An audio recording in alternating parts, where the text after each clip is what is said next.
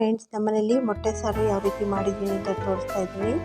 ಇದು 10 ರಿಂದ 15 ನಿಮಿಷದೊಳಗಡೆ ಮಾಡ್ಬೋದು. ತುಂಬ ಟೇಸ್ಟಿಯಾಗಿ ಮಾಡ್ಕೋಬೋದು. ಇದು ಮುದ್ದೆಗೆ, ಚಪಾತಿಗೆ, ಅನ್ನಕ್ಕೂ ಚೆನ್ನಾಗಿರುತ್ತೆ. ಅದನ್ನ ಯಾವ ರೀತಿ ಮಾಡೋದು ಅಂತ ತೋರಿಸ್ತಾ ಇದ್ದೀನಿ. 10 ರಿಂದ 15 ನಿಮಿಷ ಸಾಕು. ಮತ್ತು 6 ಮೊಟ್ಟೆ ಇದ್ದರೆ ನಮ್ಮ ಮನೆಯವ್ರಿಗೆಲ್ಲನೂ ನಾವು ಗ್ರೇವಿನ ಮಾಡಿ ಬಡಿಸ್ಕೋಬೋದು.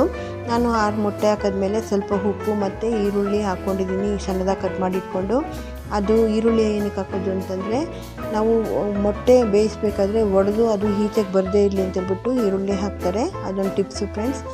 ನೋಡಿ, ಈಗ ನಾನು ಪಾನ್ ಬಿಸಿ ಮಾಡಿ ಇಟ್ಕೊಂಡಿದ್ದೀನಿ.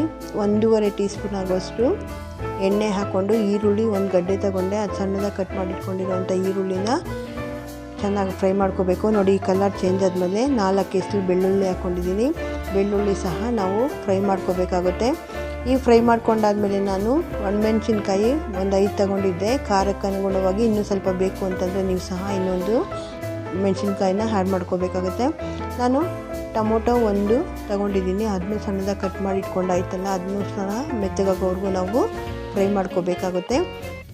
ನೋಡಿ, ಟೊಮೊಟೊ ಮೆತ್ತಗಾದ್ಮೇಲೆ ನಾನು ಪುದೀನ 2 ರೆಂಬೆ ಆಗೋಷ್ಟು ಹಾಕ್ಕೊಳ್ತಾ ಇದ್ದೀನಿ. ಅದನ್ನೂ ಅಷ್ಟೇ ಹಸಿ ವಾಸನೆ ಹೋಗೋವರೆಗೂ ನಾವು ಚೆನ್ನಾಗಿ ಫ್ರೈ ಮಾಡ್ಕೋಬೇಕು. ಈಗ ಸ್ವಲ್ಪ ಮೆತ್ತಗಾದ್ಮೇಲೆ ನಾನು 1 ಟೀ ಸ್ಪೂನ್ ಆಗೋಷ್ಟು ಧನಿಯಾ ಪುಡಿ, ಅರ್ಧ ಟೀ ಸ್ಪೂನ್ ಆಗೋಷ್ಟು ಅರಿಶಿನ ಹಾಕ್ಕೊಂಡು ಫ್ರೈ ಮಾಡ್ಕೊಳ್ತಾ ಇದ್ದೀನಿ. ಫ್ರೈ ಆದಮೇಲೆ 1/4 ಬಟ್ಲಾಗೋಷ್ಟು ಕೊಬ್ಬರಿ ತೊಗೊಂಡು, ಹಸಿ ಕೊಬ್ಬರಿನ ಅದನ್ನು ಈ ಮಸಾಲೆಯಲ್ಲೇ ಮಿಕ್ಸ್ ಮಾಡಿಕೊಂಡು ಫ್ರೈ ಮಾಡ್ಕೊಳ್ತಾ ಇದ್ದೀನಿ. ಈಗ ಕೊತ್ತಂಬರಿ ಸೊಪ್ಪನ್ನ 1/4 ಕಪ್ ಆಗೋಷ್ಟು ಹಾಕ್ಕೊಳ್ಬೇಕಾಗತ್ತೆ. ನೋಡಿ, ಅದನ್ನೂ ಅಷ್ಟೇ 1-2 ಸೆಕೆಂಡು ಸುಮ್ಮನೆ ಆ ಥರ ಬಿಸಿ ಮಾಡ್ಕೋಬೇಕಾಗುತ್ತೆ. ಇದನ್ನೆಲ್ಲ ತಣ್ಣಗಾಗೋದಕ್ಕೆ ಬಿಡಬೇಕು. ತಣ್ಣಗಾದ್ಮೇಲೆ ನಾನು ಮಿಕ್ಸಿ ಜಾರ್ಗೆ ಹಾಕ್ಕೊಂಡು ಇದನ್ನ ನುಣ್ಣಗೆ ರುಬ್ಕೋಬೇಕು. ನೋಡಿ, ಇದೇ ಪಾನ್ಗೆ ನಾನು ಸ್ವಲ್ಪ ನೀರು ಹಾಕ್ಕೊಂಡು ಅದನ್ನು ಸಹ ಇದು ಮಸಾಲೆನ ಮಿಕ್ಸಿಗೆ ಹಾಕ್ಕೊಂಡು ರುಬ್ಕೊಂಡು ಬರ್ತಾಯಿದ್ದೀನಿ. ನೋಡಿ, ನುಣ್ಣಗೆ ರುಬ್ಬಿದ್ದಾಗಿದೆ. ಈಗ ನಾನು ಬೇಯಿಸಿಟ್ಟಿರೋಂಥ ಮೊಟ್ಟೆನ ಬಿಡಿಸಿಕ್ಕಿದ್ದೀನಿ. ಈಗ ಇದನ್ನ ಅರ್ಧಕ್ಕೆ ಕಟ್ ಮಾಡ್ಕೋಬೇಕು. ನೋಡಿ, ಈ ಥರ ಸಾಕು. ಇಷ್ಟು ಮಾತ್ರ ಕಟ್ ಮಾಡಿದ್ರೆ ನಾವು 6 ಅರ್ಧಕ್ಕೆ ಕಟ್ ಮಾಡಿ ಇಟ್ಕೋಬೇಕಾಗುತ್ತೆ. ನೋಡಿ, ಈ ಥರ ನಿಧಾನಕ್ಕೆ ಮಾಡ್ಕೋಬೇಕು.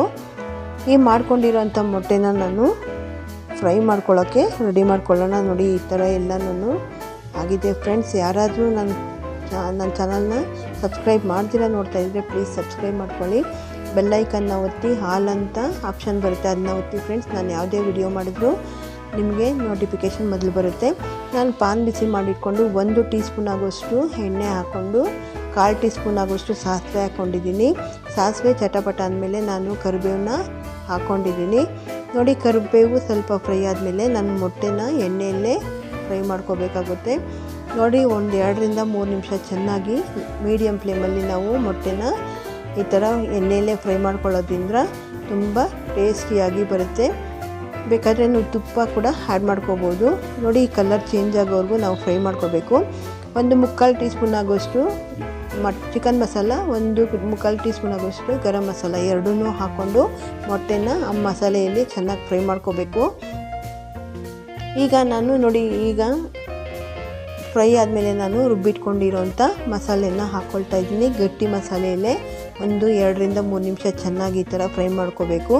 ಫ್ರೈ ಆದಮೇಲೆ ನಾನು ನೀರು ಎಷ್ಟು ಬೇಕೋ ನೋಡಿಕೊಂಡು ನಾವು ಫ್ರೈ ಮಾಡ್ಕೋಬೇಕು. ನೋಡಿ, ಈ ಥರ ಚೆನ್ನಾಗಿ ಫ್ರೈ ಮಾಡ್ಕೊಂಡಾದ್ಮೇಲೆ ನೀರು ನೋಡಿಕೊಂಡು ಹಾಕ್ಕೋಬೇಕಾಗುತ್ತೆ.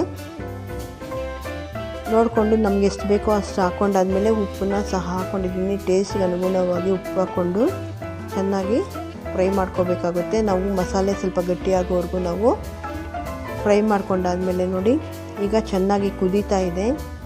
ಈಗ ಸ್ವಲ್ಪ ಕೊತ್ತಂಬರಿ ಸೊಪ್ಪನ್ನ ಸಹ ಹಾಕ್ಕೊಂಡಿದ್ದೀನಿ. ಅದನ್ನು ಹಾಕ್ಕೊಂಡು ಚೆನ್ನಾಗಿ ತಿರುಗಿಸಿ ಬೇಯಿಸ್ಕೋಬೇಕಾಗುತ್ತೆ.